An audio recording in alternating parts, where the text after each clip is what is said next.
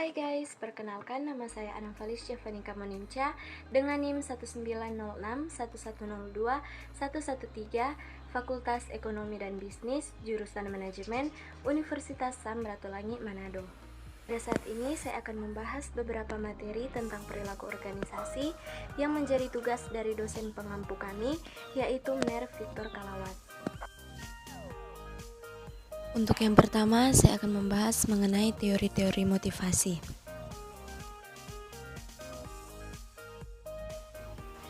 Yang pertama ada teori Maslow.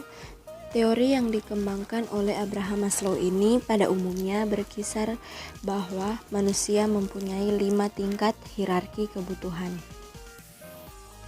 Nah, berikut ini merupakan piramida hierarki kebutuhan dari Abraham Maslow. Yang pertama ada kebutuhan fisiologis, yang kedua ada kebutuhan akan rasa aman, yang ketiga ada kebutuhan akan kasih sayang, yang keempat ada kebutuhan akan penghargaan, dan yang terakhir adalah kebutuhan aktualisasi diri. Yang kedua ada teori dari Max Lalan, yaitu tentang teori kebutuhan untuk mencapai prestasi atau need for achievement, yang menyatakan bahwa motivasi itu berbeda-beda sesuai dengan kebutuhan seseorang akan prestasi. Teori dari Max Lalan ini juga membahas mengenai bagaimana menguasai, memanipulasi atau mengorganisasi objek-objek fisik manusia atau ide-ide melaksanakan hal tersebut secepat mungkin dan seindependen mungkin sesuai dengan kondisi yang berlaku.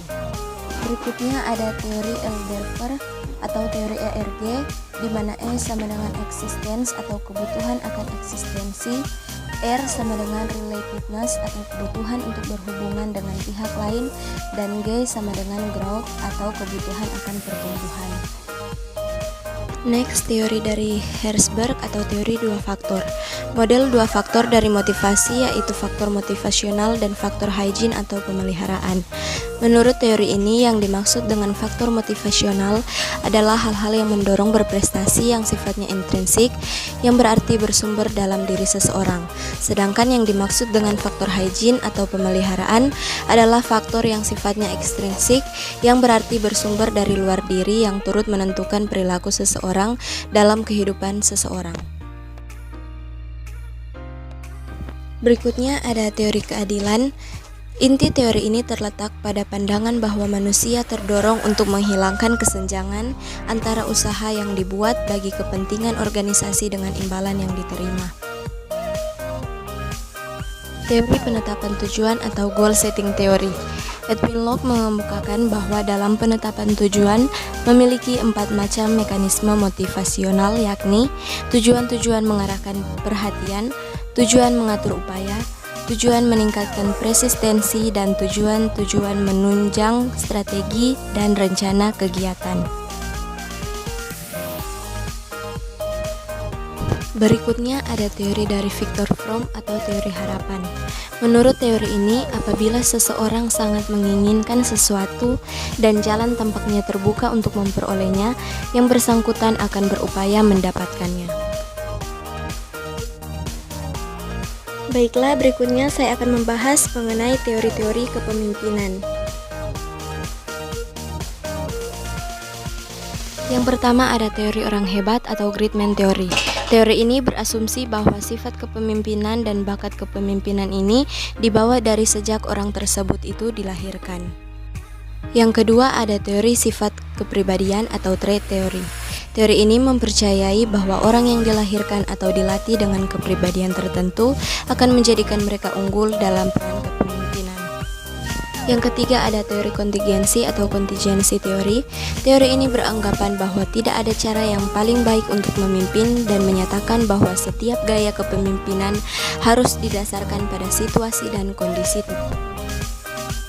Yang keempat ada teori gaya dan perilaku.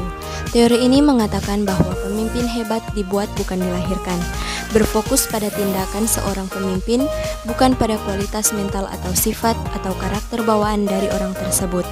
Seseorang dapat belajar dan berlatih untuk menjadi pemimpin melalui ajaran, pengalaman, dan pengamatan yang baik. Kepemimpinan yang efektif adalah hasil dari 3 keterampilan utama, yakni keterampilan teknis, manusiawi, dan konseptual.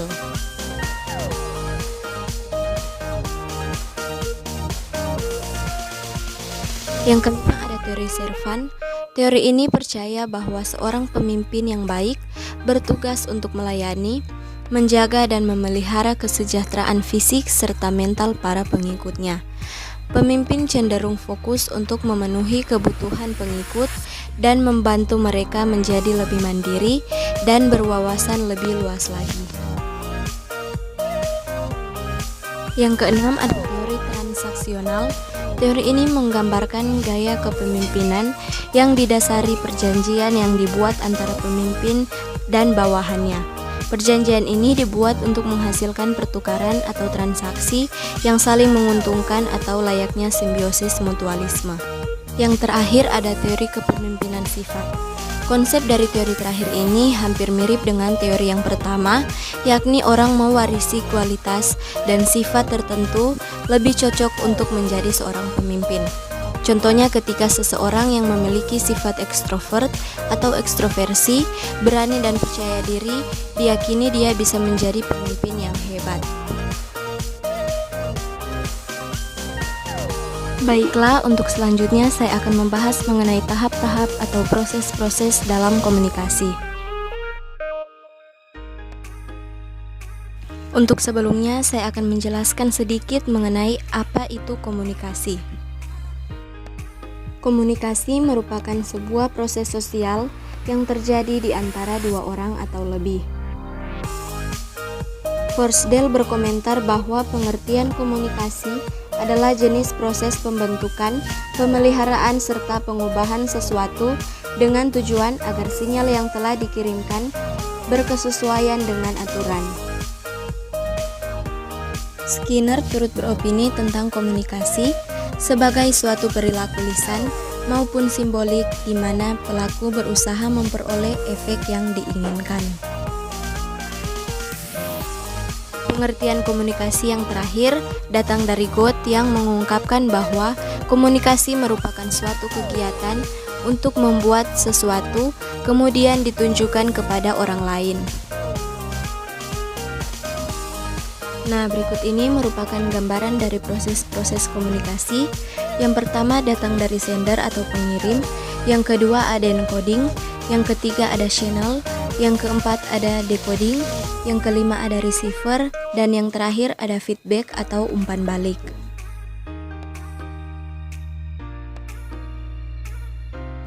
Pengirim atau sender atau yang biasa disebut dengan komunikator adalah individu, kelompok atau organisasi yang memulai komunikasi yang telah mengkonseptualisasikan gagasan yang ingin disampaikan kepada pihak lain. Berikutnya ada pesan atau message. Yang dimaksudkan dengan pesan dalam proses komunikasi ini adalah ide, perasaan, pedoman, instruksi, perintah atau konten apapun yang dimaksudkan untuk dikomunikasikan. Contohnya seperti pesan untuk pengenalan produk, pesan instruksi yang harus dilakukan oleh bawahan, dan lain sebagainya. Berikutnya ada konversi pesan ke bentuk simbolis atau encoding. Proses ini merupakan proses mengubah ide, pemikiran atau komponen pesan atau informasi lainnya yang akan dikomunikasikan tersebut menjadi simbol, kata-kata, tindakan, diagram, gerakan tubuh, gambar, dan lain-lainnya. Simbol-simbol yang digunakan ini harus dipahami oleh penerima informasi. Nah, berikutnya ada saluran komunikasi atau communication channel, di mana pengirim memilih saluran atau media yang akan digunakan untuk menyampaikan pesannya kepada penerima. Contohnya seperti tatap muka, surat, email, telepon, televisi, koran, dan lain-lain. Pengertian ulang simbolis atau decoding. Di proses decoding ini, penerima akan menafsirkan pesan pengirim dan mencoba memahaminya sebaik mungkin. Komunikasi yang efektif hanya terjadi jika penerima memahami sama persis dengan apa yang dimaksudkan. Berikutnya ada penerima atau receiver, yaitu orang yang ditargetkan untuk pesan atau informasi tersebut. Penerima informasi harus mencoba sebaik mungkin untuk memahami apa yang dimaksudkan oleh pengirim informasi sehingga tujuan komunikasi tersebut dapat tercapai.